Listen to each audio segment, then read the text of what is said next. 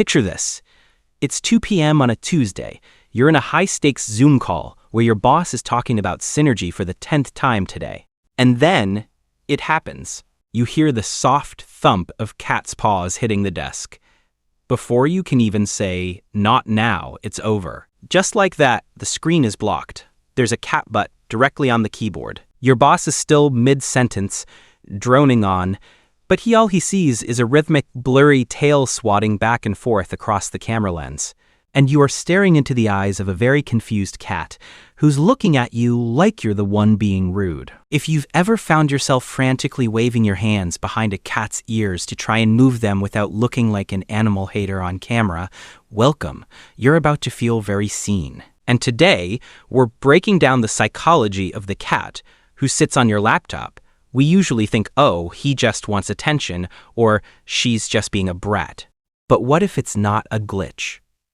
What if it's a feature? See, your cat hasn't just accidentally picked the most inconvenient spot in your house to take a nap. They've correctly identified your greatest rival. To you, that glowing laptop is a tool for productivity. To your cat, it's the thing that stole their human. To understand why your cat treats your MacBook like a personal heated throne, we have to look at the triple threat of feline motivation: the heat, the focus, and the mirroring. First, the mini sun on your desk. A study published in the journal Science points out that a cat's thermoneutral zone, which is the temperature where they don't spend energy to stay warm, is between 85 and 100 degrees Fahrenheit.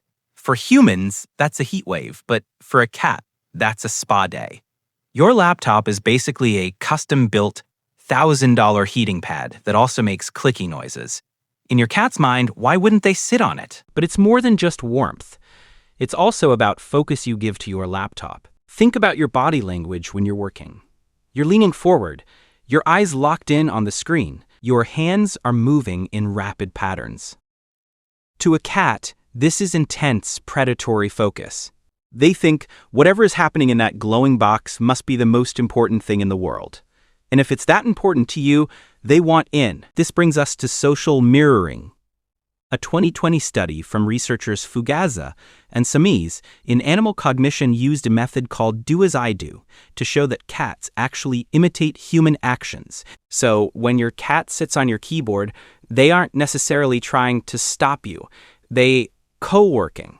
They're basically saying, okay, I'm helping, watch me go. This is why those Decoy laptops you see all over TikTok actually work. If you give them their own cardboard computer, they feel like they're part of the team. It's the feline equivalent of a toddler wanting a toy lawnmower so they can help dad cut the grass. But there's a territorial side here too.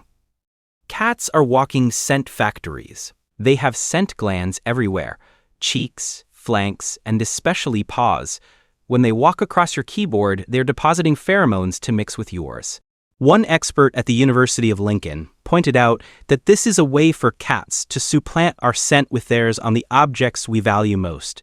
In the cat's world, mixing their scent with yours is the ultimate form of social glue. They're saying, this glowing thing is mine.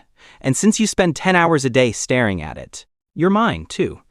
So while you're worried about hitting send on an email that now contains 40 rows of the letter W, your cat is busy performing a security update on your relationship. Don't you think there's a deep irony here?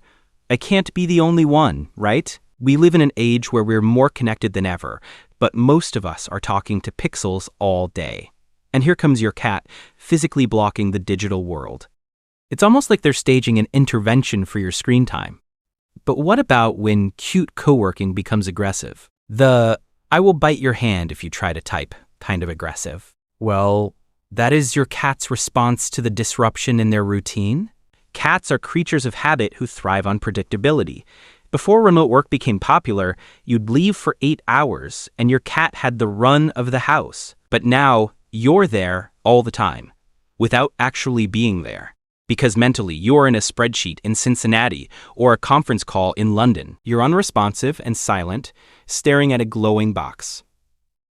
For some cats, this is incredibly confusing. It's what behavioral psychologists call low predictability stress. They see you, they want interaction.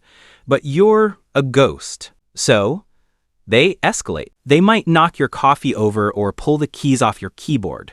These aren't random acts of chaos, they're tests. They're testing the bond because the normal you has been replaced by the work you. If your cat is frustrated, it's a sign that the work-life balance is a problem for them too. So how do we handle this without losing our jobs or our minds? The answer isn't just a Decoy laptop, though that's a fun start. The answer is autonomy preservation. Give them a dedicated spot near your desk that isn't the keyboard. Use the chemistry of heat and height.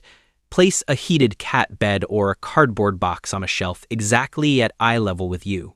This is crucial. If they're at eye level, they feel part of your team. They can co-work from a safe distance. By giving them a spot warmer and better positioned than your laptop, you're using their biology to guide them. You're allowing them to stay in your territorial bubble without the risk of them joining a corporate Slack channel and accidentally telling everyone what you really think about the new expense policy. Your cat isn't trying to sabotage your promotion or make you look unprofessional on a technical review call. They're reminding you that their existence is more ancient and a physical manifestation of the boundary you've lost. They're reminding you that while you're chasing a paycheck, they're chasing a connection. They're forcing you to take that 5-minute break your Apple Watch keeps begging you for, but which you keep ignoring. If you learned something new today, give us a like. It helps the right people find us. Subscribe if your cat is co-working with you right now, and head to the comments with your war stories. Has your cat ever joined a Slack channel or muted you mid-sentence? I want to hear it next up on this channel, why your cat sleeps on your chest at 3 a.m. It's a survival strategy, not just a cuddle.